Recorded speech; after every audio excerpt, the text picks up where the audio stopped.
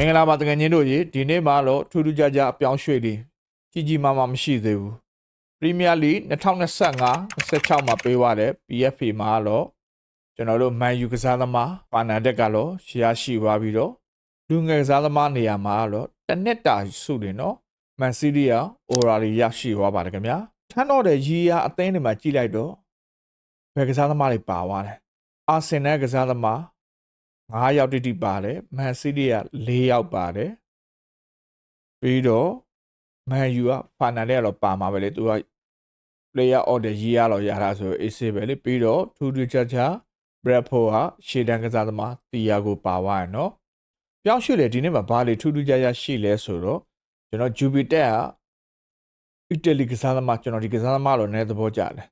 မီရီတီလေးကတော့ Basic ကို Heavy ကိုဖြစ်သွားပါပြီဒီကစားသမားကိုအငါ buy option လေးခက်စားနေနော်ခုကတော့ပြီးတော့ Chelsea ကစားသမားဒီလက်ကတော့ Nottingham Forest ကို Heavy ကိုဖြစ်သွားပါပြီခင်ဗျာတကယ်ကြီးလို့ရင်ခုန်တဲ့ Heavy ကိုပေမဲ့ပရိသတ်ရှိကိုချပြဖို့အတွက်ရောက်ရှိလာတာတော့ Believer တော့ Potter Road ထဲမှာစာချုပ်ချုပ်နေဘူးဆိုတော့ရင်ခုန်စရာအကြောင်းတော့မရှိသေးဘူးเนาะ Enzo Fernandez ကိစ္စကလည်းကတ်နေတဲ့အနေထိုင်းမှာရင်ခုန်စရာတွေတော်တော်ဖြစ်နေเนาะဒီအနေထိုင်းမှာတော့Chelsea ပရိသတ်တွေကလည်းမထွက်စေချင်တဲ့လူရှိသလိုထွက်စေချင်တဲ့လူကလည်းရှိသလိုတော့ဘယ်လိုထွက်စေချင်လားမထွက်စေချင်လား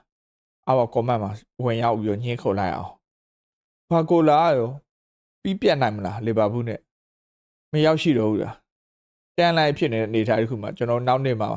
ဘာကိုလာဝဲကျွန်တော်စောက်မျှော်နေเนาะဒီနေ့မှာ Premier League transfer လဲကျွတ်စင်ရင်းနေတောင်းရင်ခုန်ဖို့ကောင်းတယ်ကျွန်တော်တကယ်ကြီးအားလုံးနောက်ဆက်လိုက်နောက်နေ့ပြန်လဲဆောက်တွေ့ကြပါကျေးဇူးတင်ပါတယ်